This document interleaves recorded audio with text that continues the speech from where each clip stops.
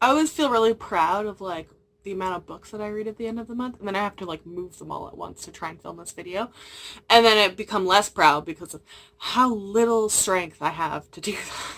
So I actually had a pretty good reading month. I ended up reading, I believe, 22 books in total, and I didn't DNF any, which is always, always great. And I also read some like books that were like they were really good. Like, author thought of me when writing it and was like, I'm gonna write this book for this girl. So this month I read Light Mage by Laurie Forrest, The Smoke Thieves by Sally Green, Stalking Jack the Ripper by Carrie Maniscalco as a reread, A Madness So Discreet by Mindy McGinnis as a reread, The Poppy War by R.F. Kuang, Rebel of the Sands by Alwyn Hamilton, Orphan Monster Spy by Matt Killeen, The Assassin's Blade by Sarah J. Maas as a reread, Trail of Lightning by Rebecca Roanhorse, The Seven Husbands of Evelyn Hugo by Taylor Jenkins Reid, or Reed Jenkins, The Magician by Michael Scott, Crazy Rich Asians by Kevin Kwan as a reread. P.S. If you haven't gone and seen the movie yet, go see it. It's so good. A Study in Scarlet Women by Sherry Thomas. Heretics Anonymous by Katie Henry as a reread. A Touch of Gold by Annie Sullivan. A Girl Called Echo Volume 1 by,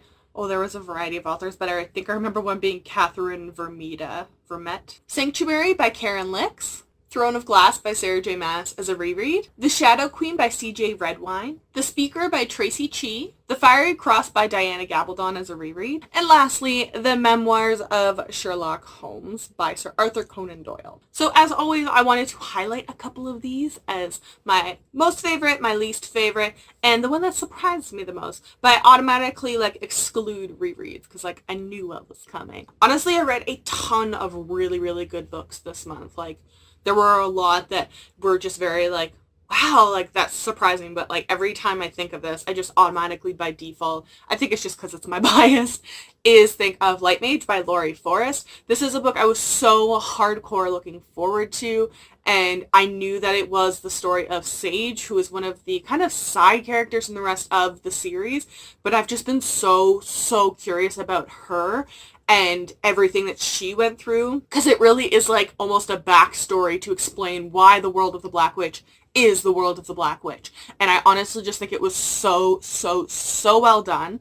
And I am just I don't understand how Laurie Forrest is a debut author, but I absolutely love this series. I'm ready now for Iron Flower to come out, which comes out, actually it might come out before this video, I don't know, September 18th I think it is. I think the the least favorite book that I read this month was A Study in Scarlet by Sherry Thomas.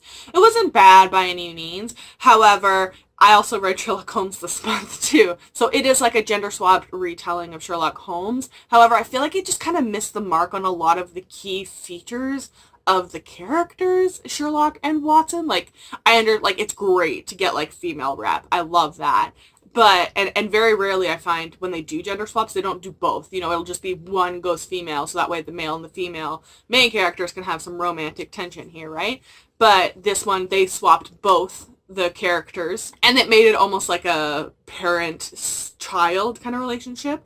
However, it just, it really did lack a lot of those characteristics from memoirs of Sherlock Holmes that Sir Arthur Conan Doyle. It just didn't transfer the way that I was hoping it really would. And I think I just kind of noticed it a bit more because, like I said, I read the memoirs of Sherlock Holmes this month as well. So that was a little bit disappointing, but I think it's a mystery that's enjoyable on its own. And definitely the most surprising book of the month. There were several that were A Touch of Gold. Honestly, I was not expecting all the pirates in there. It was freaking awesome. Sanctuary, I wasn't expecting to love it so much because it was a sci-fi, but I have to spotlight The Seven Husbands of Evelyn Hugo by Taylor Jenkins Reid, or Reed Jenkins. I really should figure that out. But this book tore my heart out. I knew going into it, everyone was like, girl, it's so good and it's gonna make you cry, but that wasn't enough of a prep information for me. It was so good. I think I actually read it the exact same day that I read The Sixth World. So I literally read in a 16-hour span 2 books, and both of them are amazing. But The Seven Husbands of Evelyn Hugo brought up just so many different things.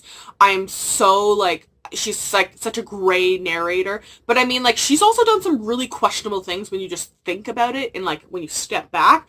But I was for her doing these things as reading the book until 20 pages later I was wait, she just committed vehicular scene setup manslaughter. This is That's not legal. Like, why was I rooting for her to help? Like, like, the writing was just fantastic, and the story was amazing, and the swapping between the times of present and past were just, this book just does not, I mean, I haven't heard enough praise for it, in all honesty, of everything after I read it. Like, I feel like there should still be more hype about it. It was just fantastic, and I would recommend it to any human being. It's just so good, and, like, a lot of really, really important stuff is brought up.